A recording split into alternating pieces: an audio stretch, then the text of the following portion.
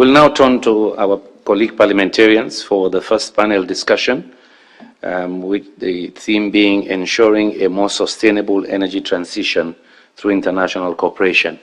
Our first panelists are sitting on the right-hand side here, my right. So I invite Excellency Jackie Amongin, Member of Parliament of Uganda. You have the floor.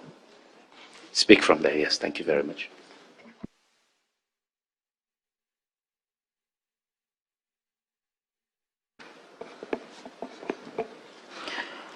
Okay, thank you so much, and good morning, Honorable members and all the stakeholders in this meeting. I've already been introduced. My name is Jacqueline Amongin, Member of Parliament from Uganda. I was represent Uganda in the East African Legislative Assembly. Dear ladies and gentlemen, it's my distinguished pleasure to be part of this forum, emphasizing our efforts to ensure sustainability in our energy transition in collaboration with international actors. We are at a time when both developed and developing countries are exploring solutions to maximize their renewable energy potential to ensure security in the energy supply. Hence, renewed efforts must be underscored to ensure the scaling up in the support of those countries most in need. The world's most current energy needs outweigh the energy demands. We therefore must forge ahead collectively in a manner that fosters new existing alliances from across the board. We must leverage international cooperation, and I think that's the gist of our discussion this session, the gist of our cooperation in order to facilitate innovation, climate finance, knowledge sharing, and technology transfers. I don't know whether I can proceed with a guiding question because those were supposed to be raised by the, yes. So some of the issues that we are saying is what are the key policies that legislators must adopt to support sustainable development of hydrogen? First of all, I must appreciate IRENA for having thought it necessary to bring on board members of parliament from across board.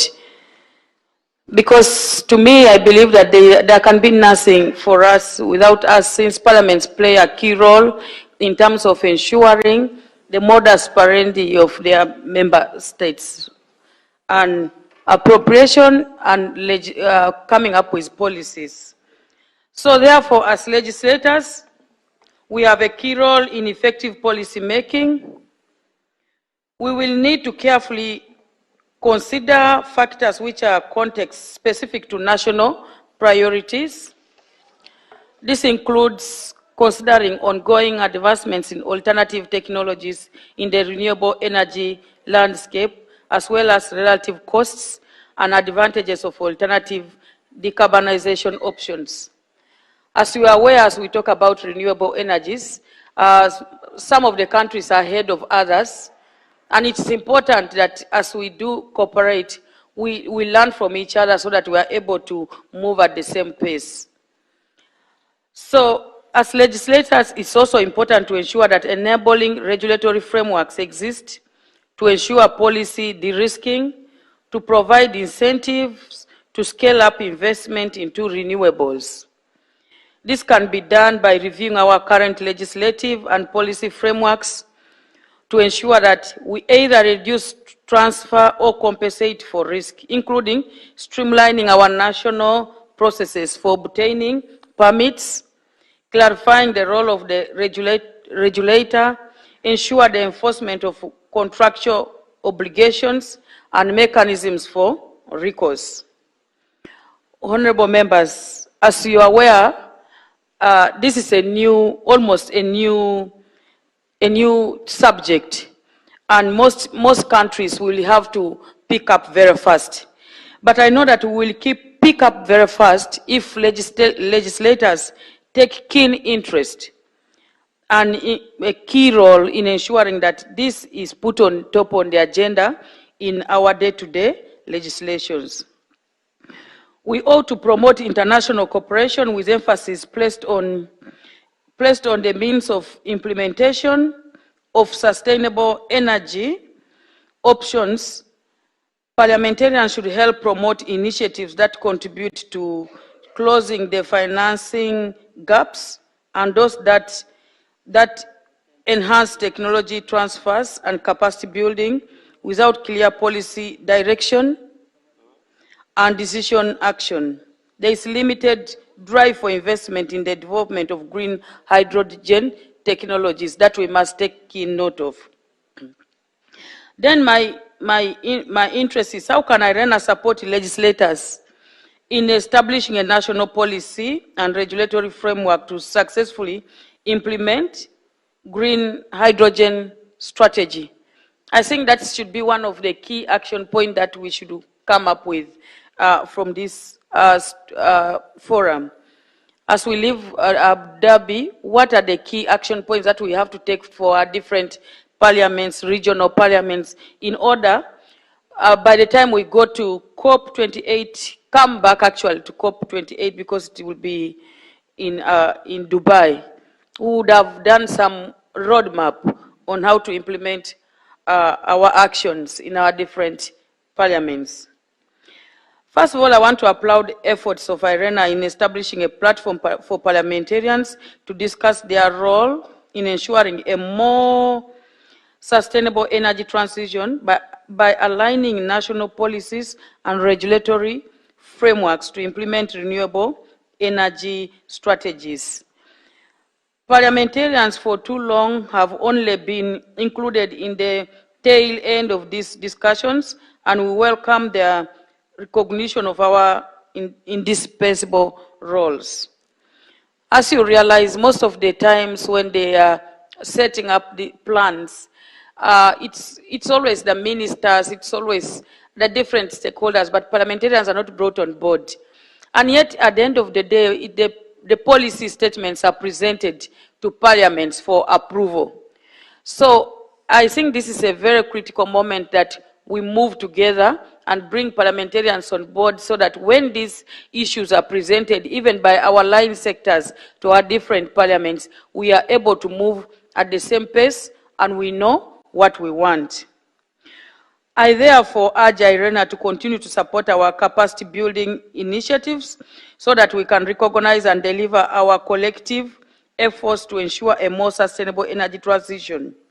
We urge all actors to increasingly work towards closing the knowledge gap and creating opportunities to showcase new technologies so that we gain visibility. I want to commend the role of the Speaker of the Parliament of Uganda, because we have many legislators who have come for this particular event, and we are also at the regional level, at the East African level. I think we, as a commitment, we will try to make sure that we be champions in this arena. Thank you very much for your kind listening.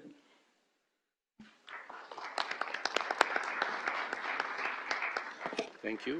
We recognize Emmanuel Marfo. Emmanuel, is Ghana ready for green hydrogen? You're a member of parliament and chairperson of the Climate Vulnerable Forum Global Parliamentary Group of Ghana. Are you venturing into this space as well? Well, thank you very much for the opportunity.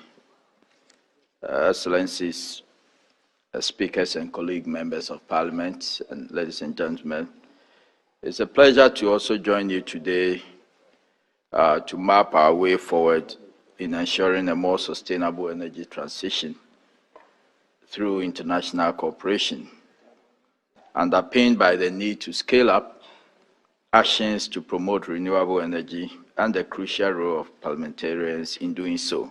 And I want to thank IRENA for the invitation. The energy needs and the energy security of climate vulnerable countries remain crucial, and the need to reduce carbon emissions remains critical if we are to avoid the the catastrophes of the impact of climate change. This renders our collective actions imperative in reaching our renewable energy targets.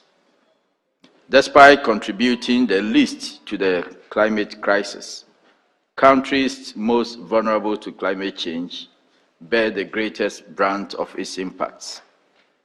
And to put this in context, a recent publication of the CVF, titled the CVF NDC Traffic Light Assessment Report, published during the COP27, reveals that the NDCs of the biggest emitting nations are misaligned with their fair share allocation of emissions in comparison with the NDCs of climate vulnerable nations. And this leaves us economically and financially exposed to climate-fueled risk. We must rectify this, and it is up to parliamentarians to hold their governments to account. Renewable energy has been recognized as one of the most effective climate action tools, the primary means of addressing climate change. However, countries vulnerable to climate change continue to suffer the damages of inaction, with the bulk of our resources continuously being redeployed to abate its impacts. As a result, our resources remain thinly stretched on the backs of growing public debt, the global pandemic, and energy security.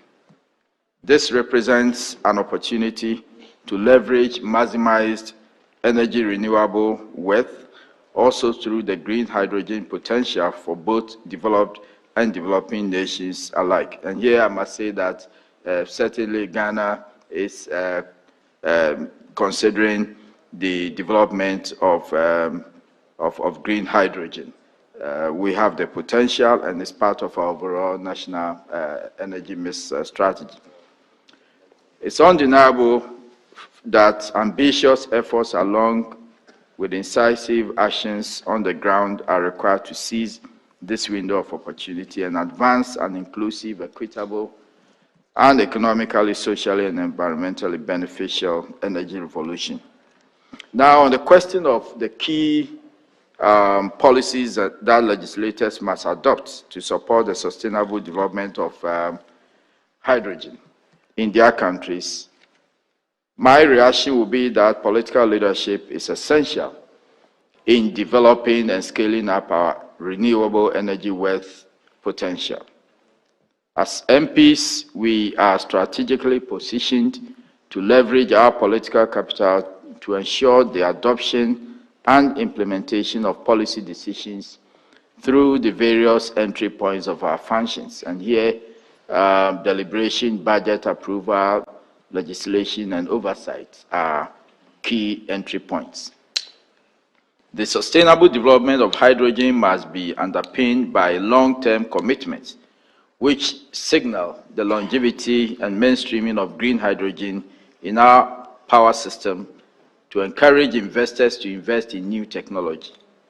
Our governments must therefore make commitments to maximize our renewable energy worth for our collective energy security and prosperity aspirations. Central to our functions as legislators is our role to ensure that our governments deliver on the promises and commitments they make. We must therefore ensure that sufficient resources to meet those commitments are appropriated and adequately directed, and that regulatory frameworks are streamlined adequately to ensure clarity and minimize complexity to support the de-risking of investment through regulatory certainty. Now, on the question of how parliamentarians can promote international cooperation, the biggest challenge to renewable energy deployment and its sustainable development is entrenched in the financing thereof. Innovative financing and low cost of capital instruments are required to ensure that we adequately develop and scale our renewable energy worth. One such innovative tool is in the Article 6 mechanism contained in the Paris Agreement, which provides vital direction in supporting the transfer of emission reductions between countries while also incentivizing the private sector to invest in climate-friendly solutions. As legislators, we must promote these mechanisms that allow countries who are unable to align their NDCs through domestic means to mitigate emissions beyond their borders, while contributing their first allocation of emissions and simultaneously enhancing finance, technology transfer, capacity building, and global climate action through cooperation with developing countries, particularly vulnerable to climate change. Vulnerable countries need cost of capital to render renewable energy projects commercially viable, despite high capital expenditure demands and high interest rates. Parliamentarians from climate-vulnerable nations urge the multilateral or the multi-development banks and the international finance institutions to prioritize renewable energy financing for vulnerable countries' climate prosperity plans, including the IMF's Resilience and Sustainability Trust. We further encourage creditors to offer restructuring and debt for climate swaps to support climate resilience and Paris Agreement implementation in a win-win context, especially for debt-distressed and fiscally constrained developing countries.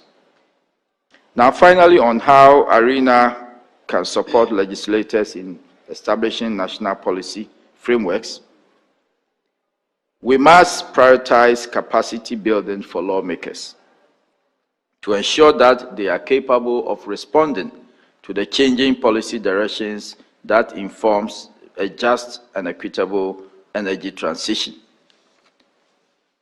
The technical and specialized knowledge that IRENA has in its arsenal must be leveraged to ensure that we as legislators are able to overcome the barriers shrouding the transition to renewable energy, particularly in addressing the bureaucratic regulatory frameworks that too often mar the energy sector in our respective countries. Additionally, and perhaps most importantly, parliamentarians must ensure that commitments or community support our national and international energy transition goals. Counter-lobbying from interest groups is a challenge in many countries, especially those that heavily rely on fossil fuels. Our responsibility to advocate for issues we consider to be particularly important can be done in collaboration with political actors from across the aisle and beyond our borders. Initiatives such as this Legislators Summit provide a platform for a coalition of those who support the development of renewable energy, including green energy, and we urge institutions like IRENA to continue to support our growing network of legislators. And I must finally say that I also associate myself with a proposal for IRENA to have its own global parliamentary or legislators platform. I want to thank you for your attention. Thank you very much.